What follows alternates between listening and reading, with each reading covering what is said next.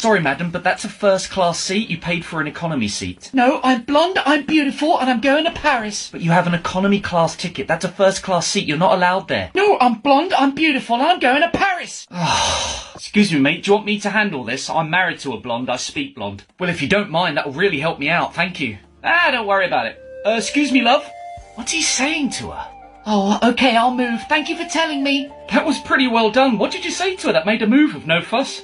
I just told her first class isn't going to Paris.